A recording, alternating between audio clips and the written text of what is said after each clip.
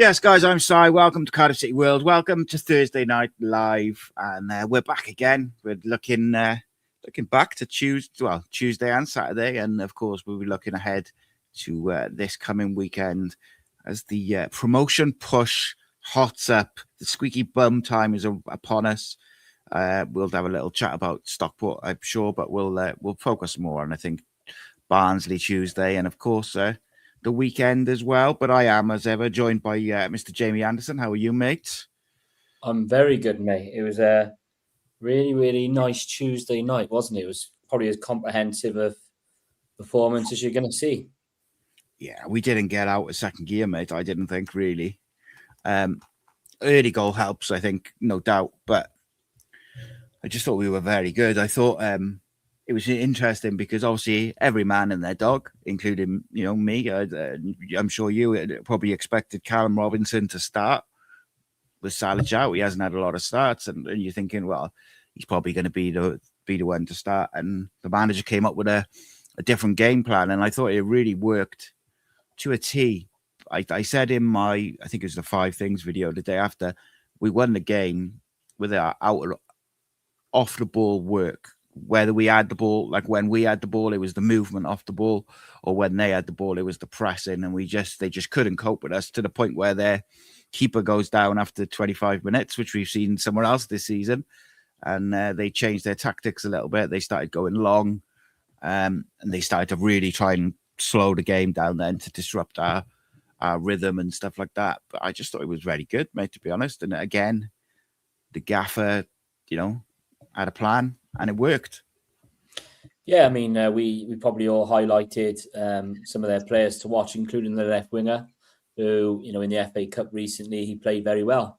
Didn't seem to fancy it. All right, he got injured, but that was one of their possible threats out the window. I think they only reduced to probably 2, maybe 3 chances. One which, Trott did very well to tip over the bar from that. Is it Keita Dunn, whatever his name is, the striker? But I thought we were in control. I thought, we took our chances when they came. It was never going to be a walkover as such. You're not going to have loads of ball and just get it your own way. But, Chris Willock, fantastic. Isn't it great to see a confident Chris Willock that we haven't seen since his QPR days? So there's a lot of people chipping in with goals. It's a lot of free-flowing football. And, Tuesday night games aren't always the most appetizing to come and watch, but everyone on the half-price deal got their money's worth for sure. Yeah, it was good. The weather was terrible as well, so I wasn't quite sure what a crowd was going to be like. But like you say, that it's probably a good game to put up at half price. And look, I just thought everyone was pretty good. I thought everyone was excellent. I thought Amari Kadiman did a great job. I thought his pressing was really good, and I thought in the preview I had said, Barnsley have got a few defenders out with their particularly weak in the wide areas if you can get at them. And obviously within 3 minutes, we'd got down that right-hand side. And I thought Perry NG and Ollie Tanner were excellent all night, really. I thought with Ollie, I thought some of the criticism that he had taken against Stockport was quite harsh, because sometimes you're just up against a good fullback, and every time he just tried to thread a little ball on or go around him, the fullback just got like a toe on it or a foot on it and blocked it. I didn't think Tanner did anything different on Tuesday. It was just he wasn't up against as good a defender. He put in some wonderful balls with his right foot, which is obviously his sort of weaker foot, if you like, which, ironically enough, Yusuf Salic would have loved the way they were whipped in, really dangerous, and we didn't probably have the aerial threat. But, I just thought we were very good, mate. And I see again, I saw a lot of criticism for Ollie on Saturday, which I thought was a bit ridiculous. And then on Tuesday, I see a lot of criticism for Alex Robertson. And I just think, he's a bit unlucky with the initial yellow card. And don't get me wrong, it's just instinct what he does, where he probably should get the second yellow. He probably gets away with it because it's so deep it's in their box, right? If he was on the halfway line, he definitely gets a yellow card. But I think we're a better team with him in. And I think, I wouldn't be against giving him a rest. I do think at times, the last couple of games, he's looked a little bit like he's maybe just a bit tired. So maybe you could go with Joel in that sort of number 8. He gives you lots of energy away from home. Or even put Turnbull in there if you want a bit more composure on the ball, similar to Robertson. Unfortunately, not unfortunately, it's fortunate. I do think we're better when Alex Robertson plays. I think he gives us aggression. He gives us quality on the ball as well. And I thought he was pretty good. First 10 minutes or so, he was his heavy first touch was a bit heavy. But then when he settled, some of the balls he played out wide and that to Tanner and to Willock were really, really, top quality. And I just think, like, you don't have to, like, someone doesn't have to be criticized every week. Do you know what I mean? Like, it's weird to me, like, but I get it. Like, I do get it on the other end. He could have got a second yellow and then you're playing with 10 men and maybe it's a different game. But, and the manager probably makes the right call to take him off just to make sure there's no risk. And I think it's the second time he's had to come off and that because he's been booked. So maybe that's an element of it. But also, I think, could happen. That could literally happen to any player who's putting in tackles and getting involved in the physical side. If you get an early booking and then you only have to be slightly late, don't you? And then someone goes out and then, someone just a little bit late and you're already booked and you're off. And it could be not really of any fault of yours because you're just going for the ball. Particularly, like, you look at someone like Amari Kellyman, say, who moves the ball so quickly with his feet. You think you've got it. And by the time you get there, it's somewhere else. So yeah, look, it is what it is, isn't it? I just thought I thought everyone was excellent. And Nathan Trott, well, I'll get your opinion on Nathan Trott in a minute, but the save you mentioned I thought was outstanding in the first half, considering he didn't have much to do to have the agility and everything, and the concentration to pull that off was great. But yeah, let me know. What do you think of that? Yeah, I think, we talk about the stats to the eye test, don't we, and how modern football is and stuff like that. And you can't, like people are saying about Tanner and stuff like that at the minute. Tanner's numbers in the last few games have been brilliant. I think that's his 3rd or 4th assist now in the space of 3 games. Now, like Matthew said there, after coming back from a long injury, a long layoff, that's all you can ask for your wingers is to make an impact. He's making an impact. Alex Robertson's situation, yes, at Wickham, he could have possibly got sent off. That's why Barry Murphy took him off, Barry Murphy.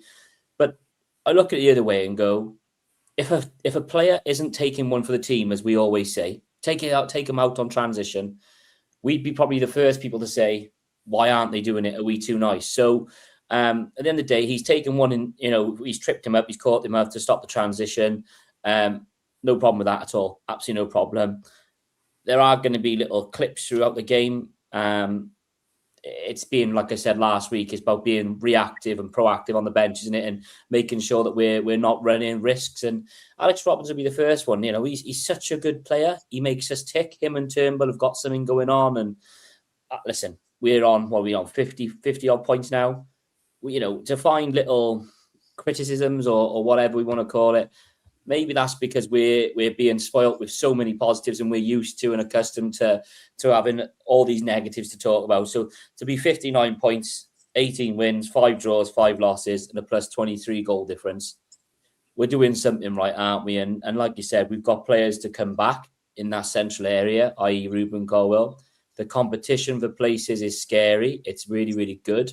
We've got all of a sudden a good few clasp of wingers that are trying to, the likes of Kean Ashford, who's trying to, get Ollie Tanner out of place and so on. And we've got a manager that isn't just focused on the now. He's using his research and his knowledge from previous years with Kellerman, and he's known that Kellerman's played up front to surprise, certain people like ourselves. And I'm all for it, mate. We are there where we are on merit, and Saturday will be a different game. But off the back of last Saturday's draw and kind of that gap closing with Lincoln, to get 3 points in the manner that we did, and with Lincoln winning as well, I think it's a good night. 100%, mate. And Stockport have hit a bit of form as well. So we just got to try and keep that gap between us and third going. On Ollie Tanner, like, when you compare how he came back last year from his injury to this year, it's like night and day. Now, I'm sure it helps that they all seem happy and they're loving playing under the manager and they want to get back to it. And also there's an element last year where there was a few players rushed back because of the situation we were in. But he's just hit the ground running, and I thought he started the season really well. And I just think I like the wingers that we have in terms of they all give us something a bit different. Like Tanner's like a bit of a maverick, and you don't quite know what he's going to do as a defender. And then you've got Kean Ashford, who's got like a really high football IQ, like his movement and what he does to create for others is really clever. And then Chris Willock is, he's like the epitome of a confidence player. And you could see gradually through the season, he's getting more and more confidence. And I forget which away game it was now off the top of my head, but that one where he scores that late goal where we're on the break and he just pops it in the top corner. I forget what game it was. You'll probably be able to tell me. But ever since then, I've really felt like he's got this belief in himself, like that if he gets the opportunity, he can do some damage. And I thought Chris Willock was almost unplayable in the middle part of that game on Saturday. Like the end of the game, we kind of like just popping in about, and they just sat in after the sort of third and fourth goals went in. They very clearly sat in to make sure it didn't become an embarrassment.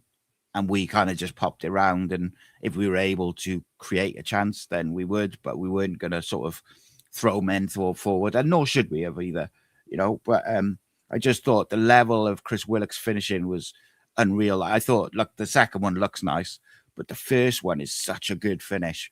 He kind of just drops the shoulder, sits the defender down and the keeper, and he just passes it into a little gap.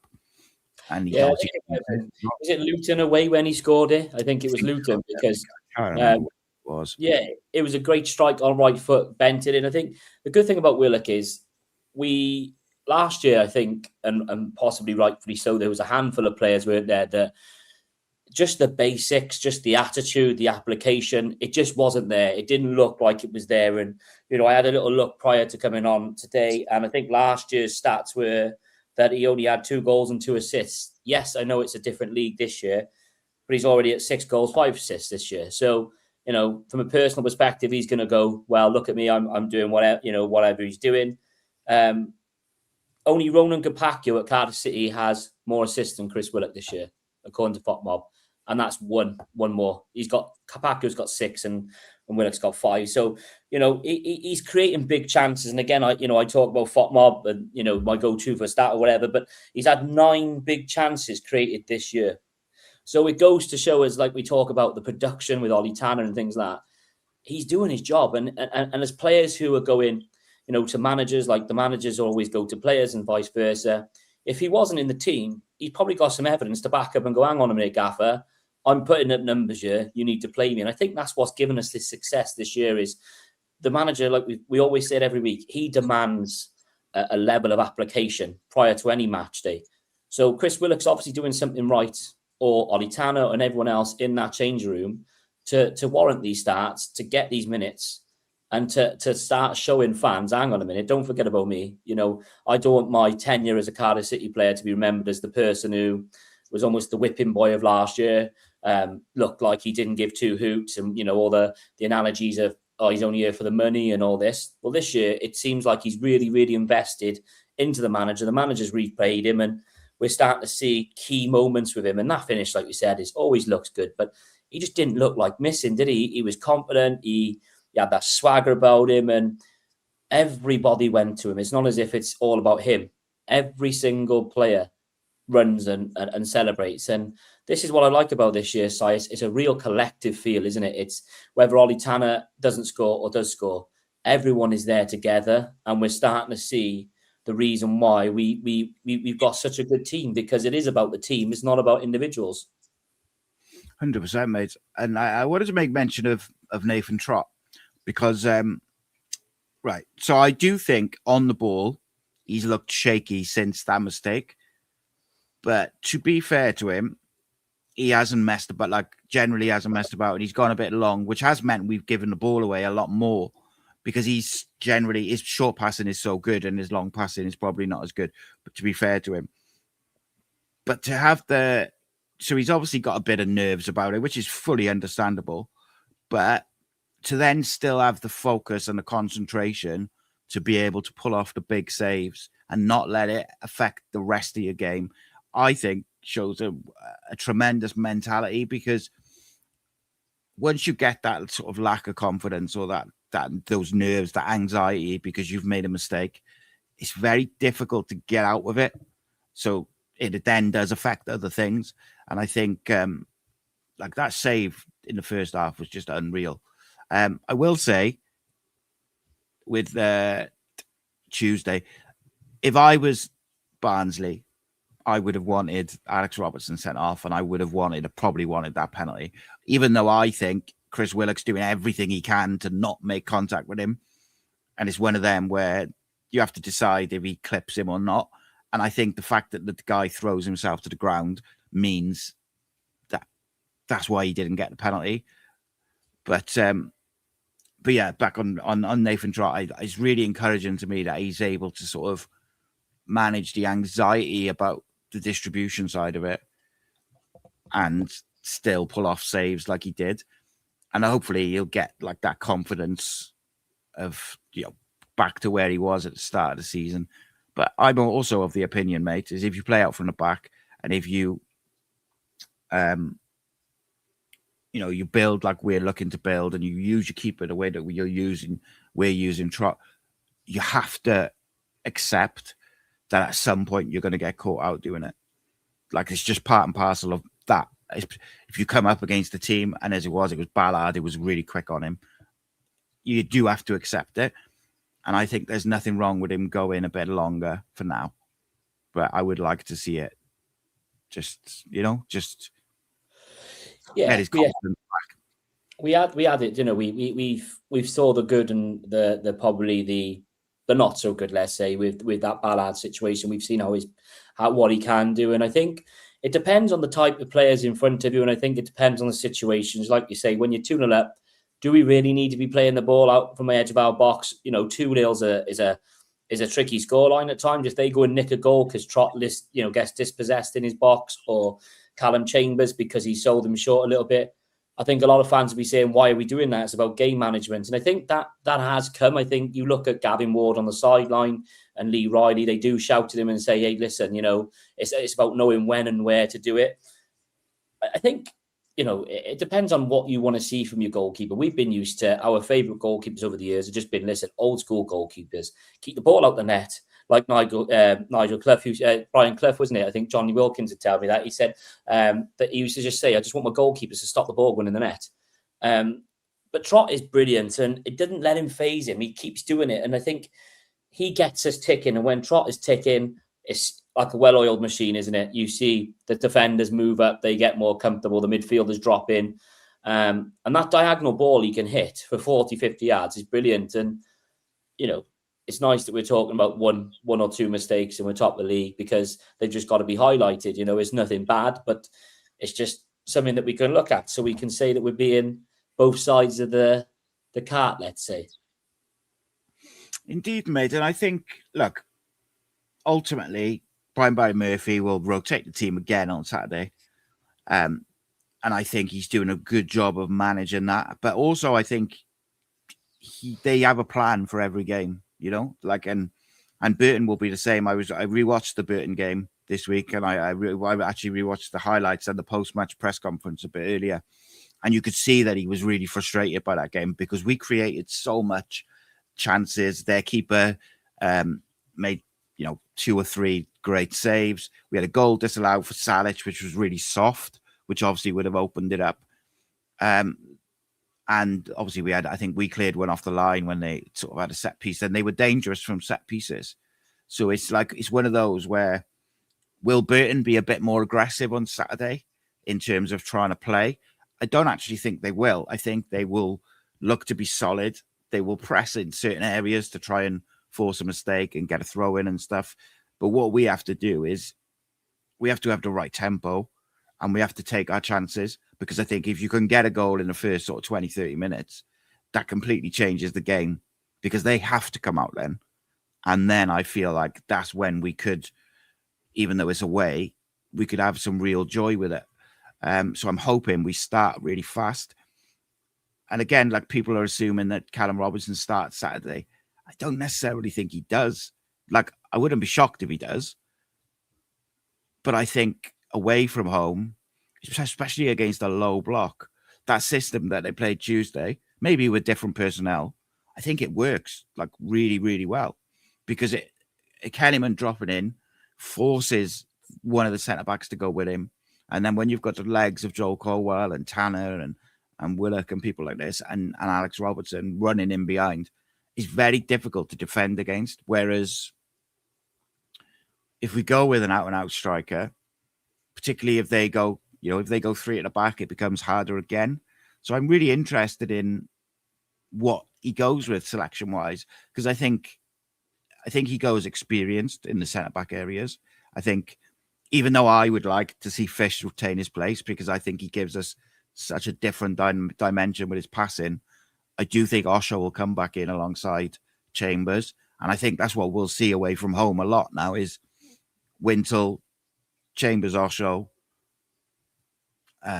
maybe NG, Willock, these kind of experienced players. But I don't know.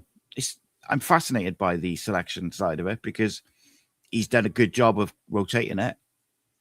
What do you reckon his plan would be? Like, when you think about it, how do you think we could best get at Burton, assuming that they're going to go with two banks of four again and, try and frustrate us? I think our best form of defense is attack. I've always said it. I think we've just got to be the best version of ourselves. We talk about different types of grounds, don't we? It appears it's quite a narrow sort of old schoolish, let's say, ground. We look at their previous results. They conceded a last minute injury time winner at Bolton. We've lost there this year. So, that's not, on the grand scheme of things, a terrible result, let's say.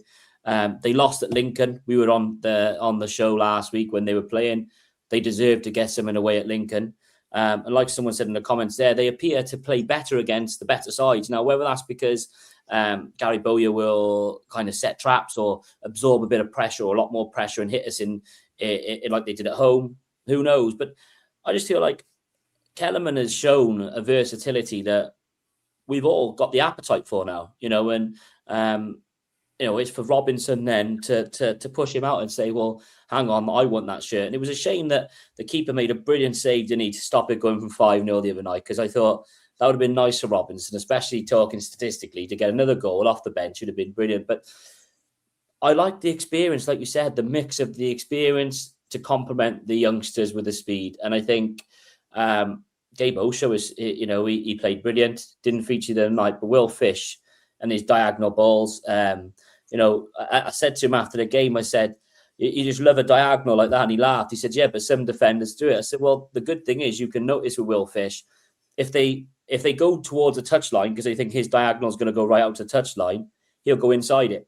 And it's different ways of scoring goals. And like Lee's just said there in the comments there, why not keep the same side?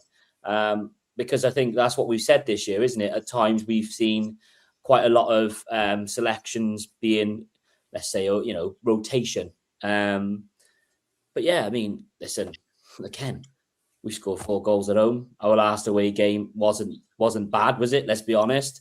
And you're going to come up to some sticky patches in games, so you've just got to have that experience and that know-how to deal with it. And I think, looking at their team, I think Beasley scored 9 goals from 3 of which have been penalties. We've only had 1 penalty, is it, all season? So we just got to be the best version of ourselves. And again, another sold-out, packed away end, going up there to get behind the boys in the this last stages of the season. Yeah, I'm like I said, I'm fascinated by it, but I also think with Fish as well, defensively, he was excellent on Saturday as well. I think he won, I can't remember off the top of my head now, but I'm pretty sure he won 100% of his aerial duels and pretty high percentage, if not all of his ground duels. Like, he did his job and he was really secure. And like you said, his passing, but maybe on a smaller, sort of more narrow pitch, maybe you don't utilize that as much. Maybe you go with, I've noticed the last few games when Isaac has come on, he's come on through the middle. And I really like that. And I think that's a weapon away from home, having someone with genuine pace through the middle. So maybe you flip it again and you go with Isaac up front and Callum Robinson in just off him, and you go all out attack and you go with, the wingers, and you set Wintle alongside Robertson or Colwell, and you say, right, you two kind of just sit and dictate the game and use Robinson to dip into the pockets and Isaac to play, in behind. It's such a, look, and I know there's a conversation about transfers, and I know JT saying that we should be backing the manager in this window and stuff like that. But I also think that you don't need to don't need to fix what's not broken. We're doing fine. We've got plenty of depth. We've got Ruben to come back. There's probably an issue at left back. I know they're trying to get that Scanlon in, although I think I heard today that he's probably going to a championship club, which is what it is with regards to loan players.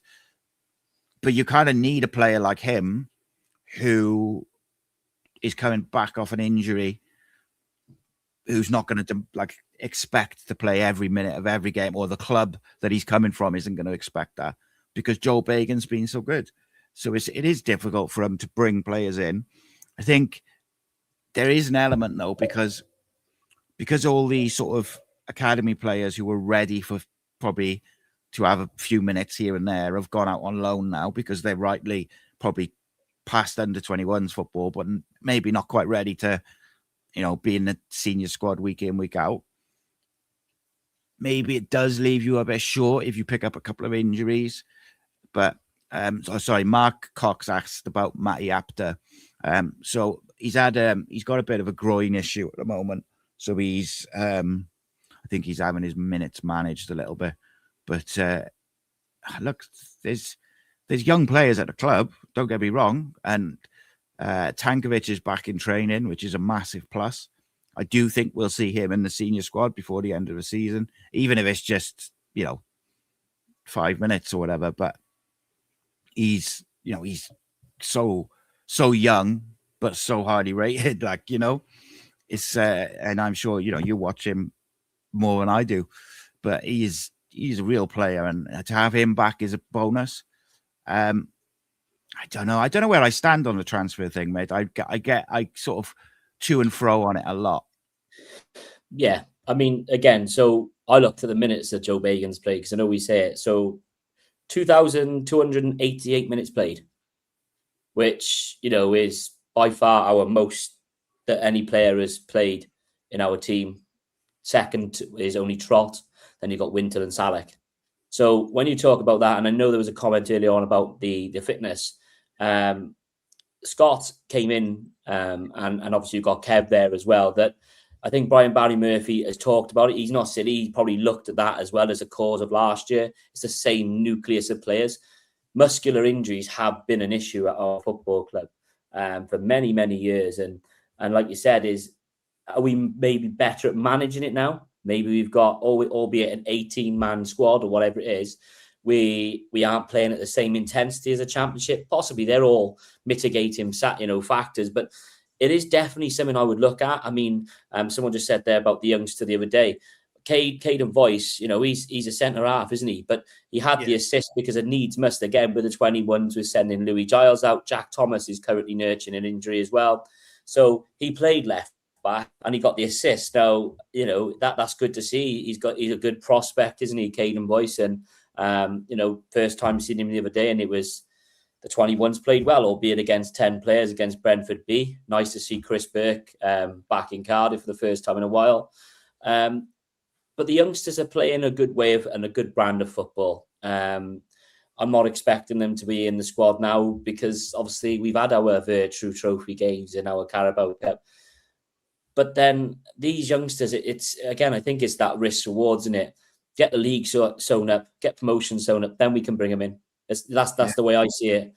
Transfer-wise, you're probably overpaying January anyway. The Premier League clubs are very greedy. They want you to pay the salary and more, as we know. Championship clubs, they're also very greedy. But it always goes down to the last minute. And I think what people may forget at times is being a Welsh club, we've got to go through the FAW as well to sign these players. So that's additional timing to get that ratified. Whereas if you're obviously in an English club, it just goes to the FA and it's one thing. And all these factors that probably prevent us doing it as quick as other clubs. But I just don't want to see getting it because we feel like we need to get it, if that makes sense. Because if we can save our pocket money with Ethan Horvath's wages freed up today and so on, and hopefully, like JT said there in regards to backing BBM, we said it before, get the league done. And then in the summer, right, give him a war chest, give him this treasure, this treasure of gold and go, right, there's Z funding. We want you to stay and carry on building your things, which hopefully then will make him believe that we value him as much as we do, and scares off everyone else, because I'm sure there'll be people asking for BBM services, and we can have a real strong squad next year. But yeah, that's the long story for me. I just think don't overpay in January. Every club does it.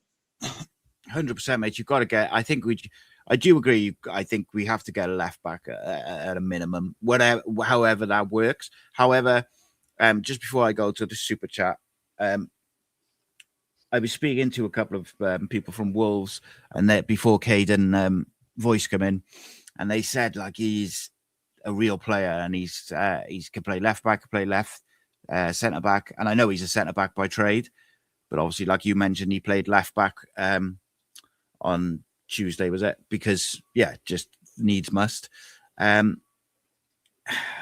Supposedly, I don't know, because I've seen that one game, but apparently he's got a tremendous work ethic, attitude.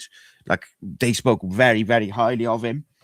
So, hopefully he's a player who can develop and maybe end up being something for us. But you just never know with young players. So Matt asks, thanks for the super chat, mate. Makes it a lot easier when you got loads of comments. But he says, do you think Keddiman could return on loan next season once we are promoted back to the Championship? Yeah, I do. I did a video on that today, actually, on my channel. So thanks for the promotion. But yeah, I do think it's an option, and I think it would suit him and the club. I think it would suit us. It would suit Chelsea, and it would suit him. Like, he is loving his time in Cardiff. He's playing football under a manager who trusts him, a manager who knows what he's good at, what he needs to improve, etc. Why wouldn't you? Why would Chelsea want to take him back when they've got about 100 number 10s and wingers just for him to sit on the bench, or send him out on loan somewhere else, when you can send him to a club that he's comfortable at? You trust the manager. The manager's got a good record with young players. Like, it makes a lot of sense to then, send him back to us in the Championship. And then who knows what will happen in the future, because as good as he is, I don't think he's a £16 million player at this point. That was clearly, a PSR thing where they sent academy graduates both ways for a certain amount of money. Like, it is what it is. But he's clearly got a lot of quality.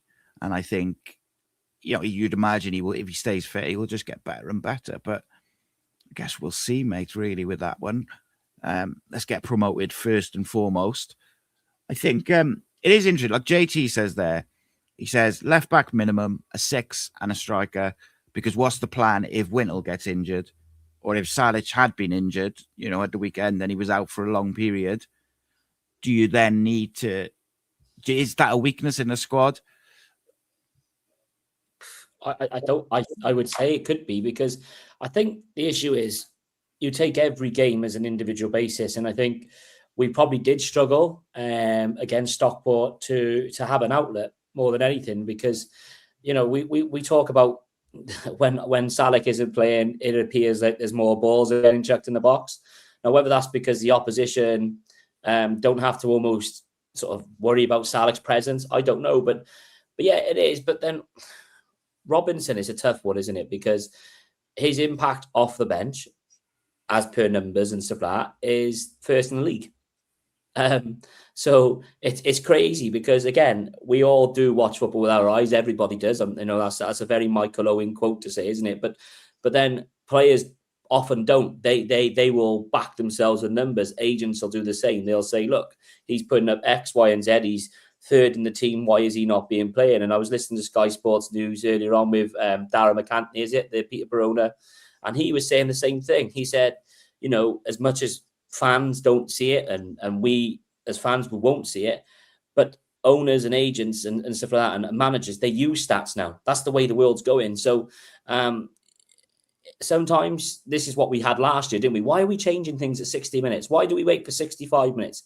Again, science, data, it's crazy. Winter's been fantastic, but then you can always drop Joel Colwell in as a 6 for me, or because of the legs. And I think you've also got the Gabo show, which hasn't happened yet. You've got the Callum Chambers that can go in there, which we've seen. Yeah, Alex Robertson can do it again. You know, you look at what do you want from a number 6? You want to be defensively sound to help them, but you also want someone who can pass the ball and accurate passes per 90 minutes this season. David Turnbull's got 57.4 accurate passes per game, which is 87% completed. Callum Chambers got 57.2 passes per game completed, 84%. Ryan Winter's got 56.5 passes completed at 87%. The only other person that's got a higher ratio in the Cardiff City team, which we always say about when a minute is injured, is Dylan Lawler. And Dylan Lawler has 63.8 completed accurate passes per game. Now, that's the way we want to play. And I know I yammer on about it. I'm no mathematician or anything. I get it off, you know, like I said, had a little look. But it does show how we want to play. If we're confident on the ball, Trott will then trust his centre-backs. In years gone by, our centre-backs run as fast as they can away from the box so the keeper can go long. Now we don't get that. And I think if BBM has shown anything, he's shown a bravery, he's shown a trust, and he's shown an honesty in his decisions. And he'll say to players like Joel Colwell up in Bradford at right back, it might be one session, but if you give me your all, I'll live and die by that. And that's needs must. And he did well. So yeah, we all want the shiny new sticker. We all get maybe a bit envious, a bit jealous to an extent of why are other teams signing players? Oh, that's a good player. Why aren't we in for him? Oh, Bradford have signed another player. Well, they're signing players because they're chasing us. Yeah. Bradford haven't been the same since we beat them at their place. No, my other she said that. She said we've almost blown the stuffing out of them, so to say. We popped their bubble, and that happens in football. We probably have the same sort of sticky patch, but I think that's what it is. Everybody this season, and someone said about the championship quality or lack of it, you do. If you're struggling, unfortunately, you press SOS, you press the emergency button, don't you? And you go, what can we get? What can we get? Okay, well, I feel like we probably don't, like I always say, we just need a few sprinkles on top of the cake. That's all we do. And if we don't get that, then okay, we'll carry on what's got us 59 points so far, trusting the players that we've got, understanding that some of the youngsters, maybe some of the experienced players will make mistakes, and we'll carry on. Because what do we know? 28 games in the season, so we're over halfway. We've got no other distractions, i.e. the cup games. We've got no cup runs.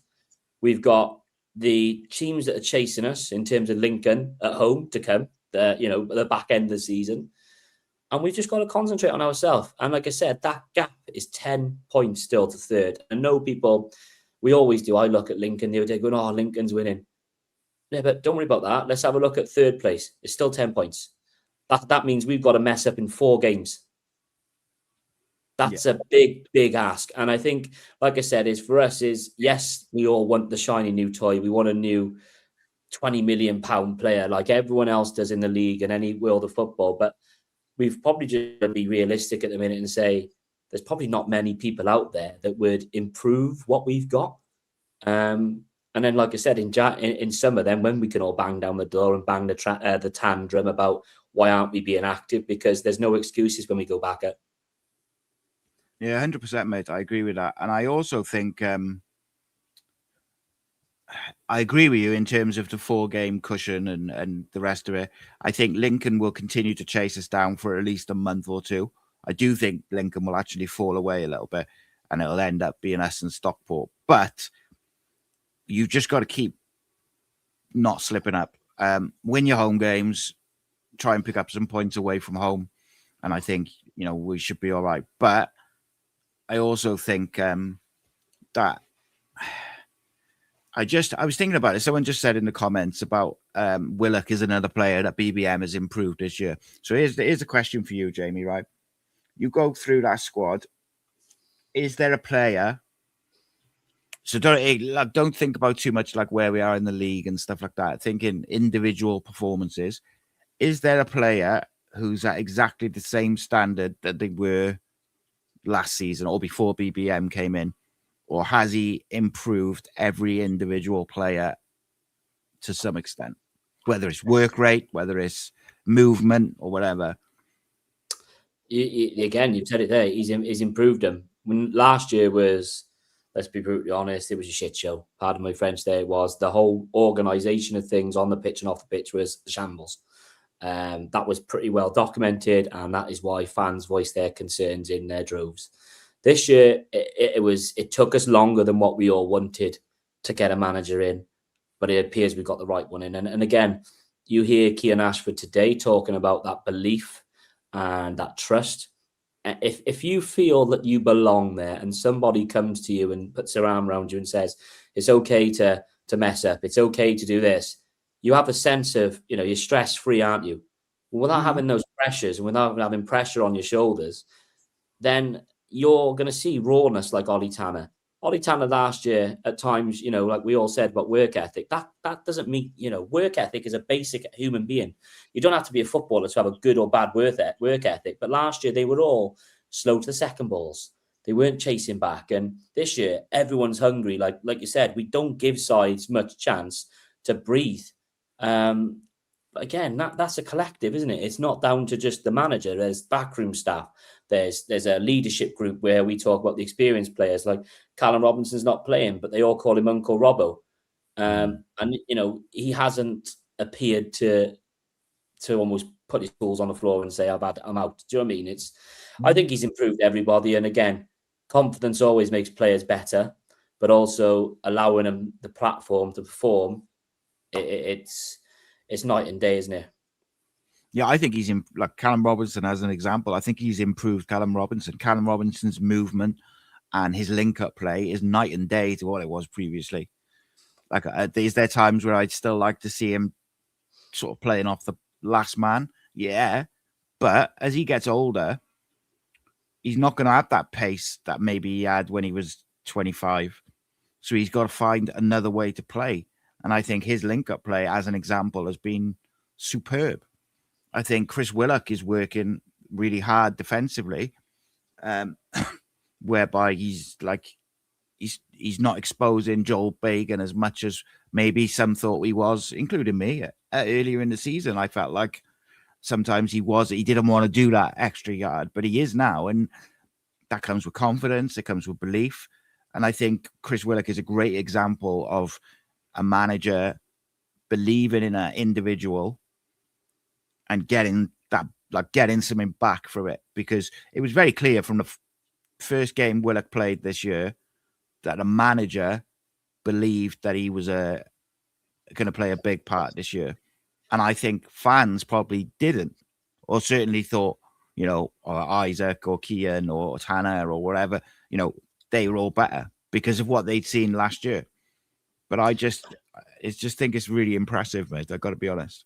Well, Port Vale away that night up in Port Vale, where he was taken off Chris Willock, and at such an early stage in the season, you almost felt like it was a continuation of the season before, and you didn't know where he probably stood. He had a long walk where, unfortunately, he had to walk past the away fans who were naturally frustrated with what was the apparent almost look of lack of any effort and all these sort of negative views and so on. And to be fair, it wasn't easy for any player to come into this league. I think we all have a perception, right or wrongly, that we should be winning it and so on. Well, at the early part of the season, it was their first home game. They were physical. We had to sort of learn the league. It was going to take us a bit of time, and that wasn't just on the pitch. It was off the pitch. Brian Barry Murphy had to take a few games where he was like, hang on, this isn't thing. Like you said, we were very open in games. That's why we saw these 4-3s and things like that. We could have been on the end if it wasn't for Trott's saves. We could have lost quite a few of those games, and you have to learn. And I think the overall feeling so far is it appears like we are learning. We analyze, we look at it, then we move on, then we prepare, and we do the same thing. And it's rinse, repeat. Whereas last year, when you're losing games, your head's down, you don't look forward to coming into work, you probably don't look forward to taking your man on. And someone said in the comments earlier, is in the summer now, do we look at giving like BVM a new contract, similar to probably what we've done with Salek this week, or last week, because we want to keep our better things. We want to keep our shiny products. We don't want to be having outside people coming in and sort of taking our manager, because we don't want those distractions. But what we have said from day one is this is going to be a project.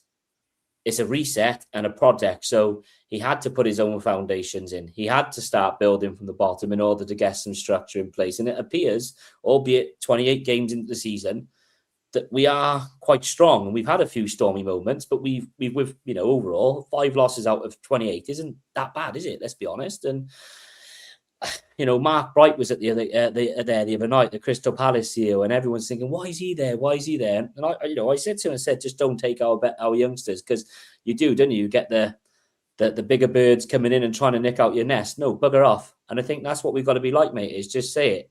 These are ours. These are ours, and we're not going to give them away, or you're not taking them, because we want to build our own empire, let's say. How refreshing would it be if not only did we give him as much of a war chest as we can in the summer, but if we went and said, right, we renewed the contract of him, gave him like a 5-year deal, whatever, like just a long-term deal. Same with like Ruben and Dylan and these people, which I believe will be very difficult contracts to negotiate, by the way. But I'm just saying, as an example, how refreshing would it be that as well as giving him a bit of a war chest, you suddenly ended up with your big name youngsters signing long-term deals, the manager signing a long-term deal, because it would be a real indication that, one, this is a project that we're going to see through, but also it would be an indication that, all right, if some big club wants Dylan Lawler, they want Ruben Caldwell or whoever, they got to pay big money for him. And if they don't pay big money, that's right, he's under contract and we'll keep building and we'll get there ourselves, sort of thing. Will it happen? I doubt it, mate. But, we can be positive and we can be hopeful that, things will change and stuff. I wanted to bring up this point. Geraint said, last year we played like a bunch of individuals, 100%. Obviously, you just touched on that sort of thing. It was this one. Every minor setback, we've bounced back stronger. So you mentioned about us learning as we're going along. I think this squad has learned from that Port Vale game all the way through to Tuesday. We've found different ways to win games, to get draws, to get points. We've won dirty. We've changed shape. We've changed tactics. We've tweaked things as we're going. What is the most pleasing, and I said this on the EFL debate earlier tonight, is that as on top of that, and the manager tweaking things and things like that, is that whenever we have had a setback, a loss, whenever we've lost, we've then straight away from the next game been on it and just gone, boom, there's another, 4, 5, 6, 7, 8 games unbeaten. And I think that is so refreshing because it gives you a belief as fans that the wheels aren't going to come off. And even if we do lose one, the wheels won't come off because we'll just keep responding. Now, of course, as the season gets later and it's squeaky bum time, I said to you, like I felt like in the Bradford second half as a watching fan, I did feel like it was like quite stressful to watch. But that was only because we'd got the 2-0 lead. We were like, right, well, that's all right. Break us down and we'll let you on the break, which we should have done. But like, we're going to have a few games like that. It was interesting as well on the EFL debate. The Lincoln guy who's on there, Jake, he thinks that Lincoln can chase us down, and he thinks that teams can get at us because we conceded so many shots earlier in the season. And I tried to briefly explain that we've kind of changed since then, and I think we've changed even since the Lincoln game. I think you see a different way of playing, and particularly like that Bradford game. But look at from since Lincoln, think of that first 20 minutes versus Wickham. That's been the blueprint for starting away games. We seem to be trying to start fast, get that goal away from home, make the other team have to come out a bit, and then sort of go in and try to do it that way, which is it's refreshing. But yeah, look, it's difficult not to be excited, and it's difficult not to have optimism for the first time ever. And I understand people are frustrated by the lack of transfer movement and all that sort of thing, but I don't know. What's that old saying, isn't it? Is don't get too low when you're low, and don't get too high when you're high. And I think that's the biggest thing. I think we are a team, and that's very evident. Like Lincoln are there on merit as well as we are. Lincoln's home form, just like ours, has been a massive factor as to why they are where they are. They've ground out results.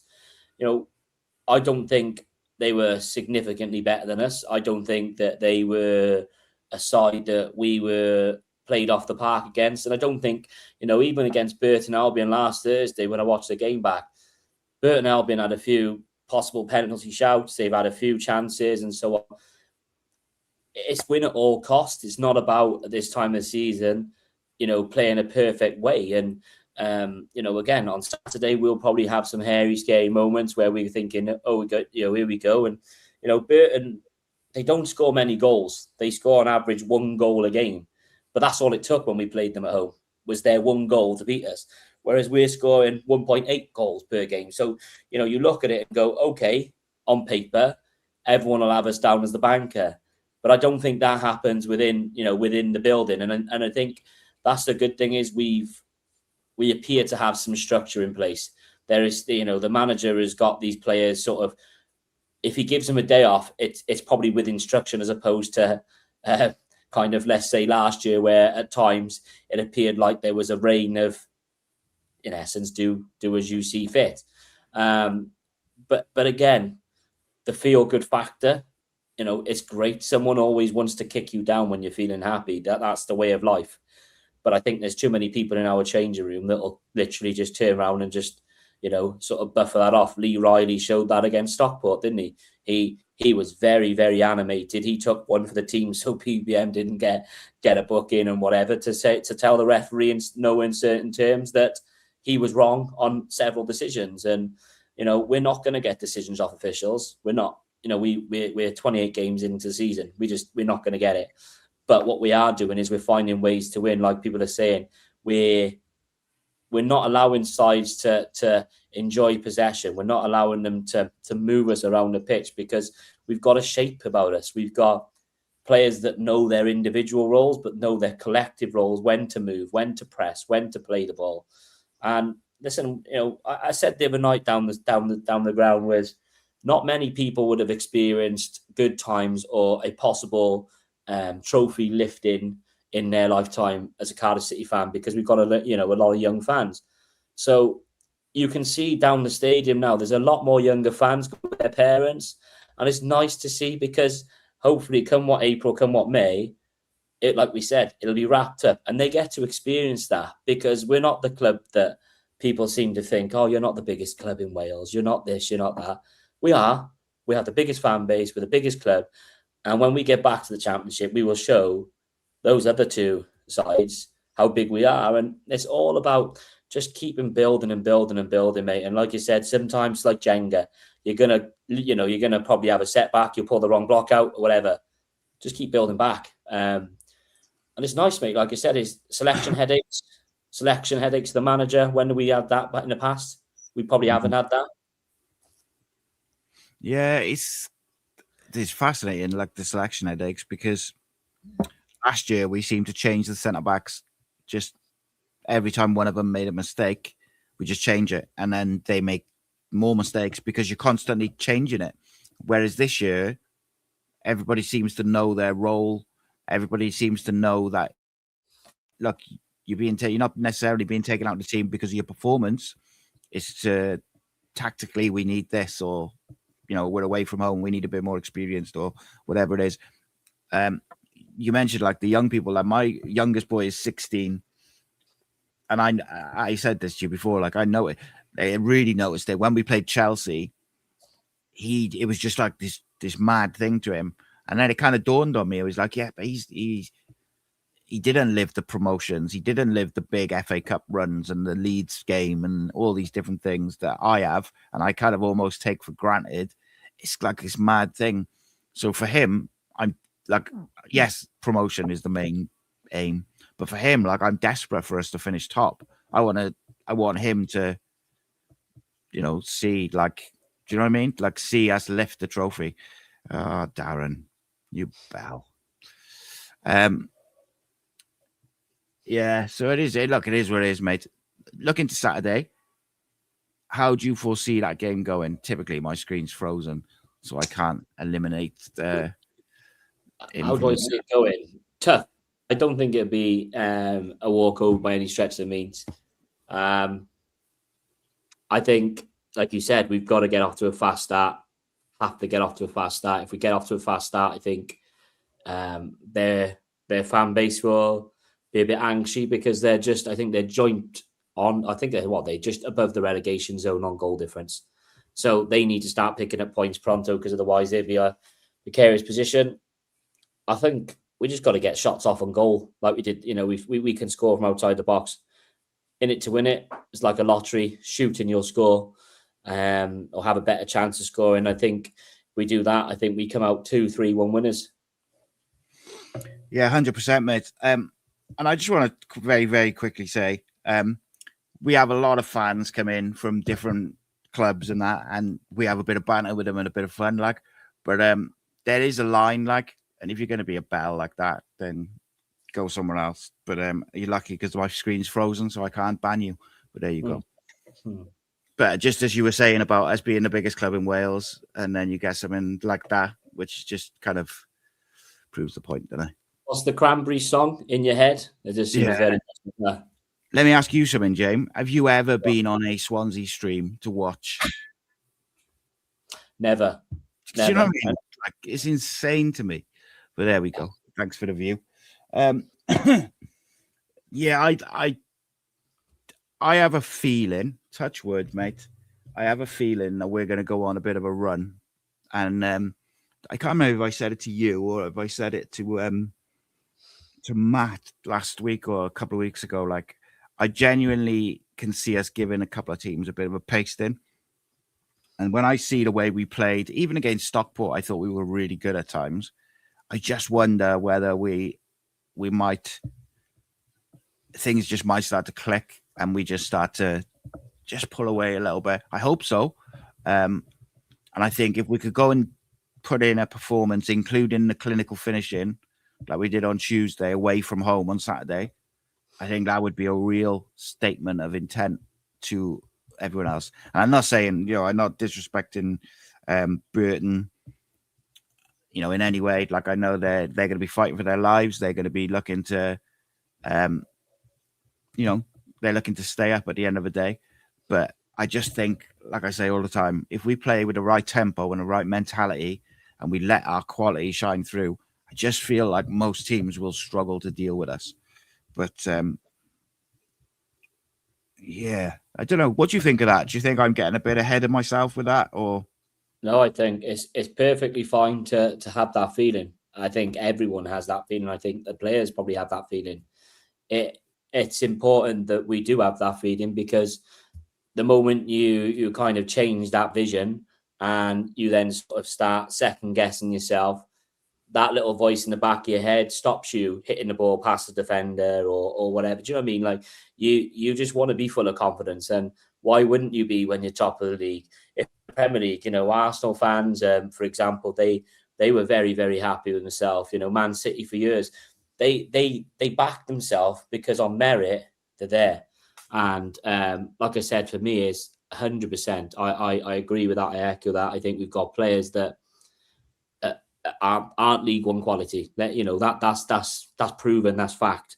But we are where we are. We've retained them. We've kept them. We want them to get straight back up and again. Then we'll go back to where we were last year then in the Championship, and hopefully we'll be riding the wave going upwards as opposed to almost coming back down the roller coaster. So I can't do anything with the stream at the moment. Just bear with me a second because it's all good. You'll be back now. No, I think it's a good time. I think it's a good time to just to keep going. I think it's important. You know, we aren't going to be perfect every game. We're not going to be, you know, beating teams with 80% possession. But what we are doing is we're managing games. And I think the most important thing of any winning run is not overplaying. It's being mindful of the threats of the other team, but also not giving them opportunities. Leighton Orient gifted them opportunity, didn't we? We lost 2 points there, I think. And it's important for us as fans just to keep enjoying it, because, you know, you're all making memories with your grandsons, your children, your partners, and as a club, it's massive to keep going. I enjoy this season. I'm just carrying on what you're saying there. So I think it's enjoyable this season. It's the atmosphere down the ground is a lot better. With the fan base, the youngsters they're proud to be a Bluebird, and it's nice. It's feel good factor, and it's infectious, isn't it? Yeah, it's really good, mate. I don't know what happened with my computer and my stream there at the end. Just gotten a bit mad. But Jamie, as always, mate, an absolute pleasure. I really enjoying these Thursday shows. And I know, thank you to everyone who tuned in. I tried to get to some of the comments this week because I didn't last week. Nice one for the super chats as well. We'll always get to them. And we got loads of content coming. If you haven't seen it already, I did a video on Amari Kellyman earlier, and I looked back at the Burton game in detail. Tomorrow, we've obviously got a preview and a tactical showdown and all the good stuff. And then we'll have the match day, 3 big questions Saturday morning before the game to get you in the mood. What time are you leaving on Saturday, James? It's a nice one. I think it's about 9 o'clock this time, which is lovely because it's only 2.5 hours up the road on the train, isn't it? So it's going to be very good. I think the trains will be very lively, let's just say. So it's a lie-in, mate, that is. It is, but we've all said we'll probably go for a breakfast before the train for once, because places will be actually open as opposed to when we normally leave and it's pitch black. Yeah, that's it, mate. Thank you so much. Keep the faith, and we'll see you tomorrow. This channel is powered by an incredible membership community on Cardiff City World and patreon.com/AcePodcastNation. Becoming a member unlocks exclusive rewards from early access to live event tickets, bonus content, and even the occasional inside transfer scoop when we get it. But more importantly, it allows us to bring you top quality Cardiff City content 7 days a week. Across those 7 days, we're talking match previews, exclusive interviews, instant match reactions, the breakdown podcast, tactical deep dives, the spotlight series, Bluebirds Rewind, Academy Focus, and just so much more. Led by myself, backed by an army of passionate Cardiff City fans, this is content created by fans for fans. Balanced, professional, and 100% all about the club we all love. If you enjoy what we do, then join the community today and support what we are doing as we help to keep Cardiff City World flying high.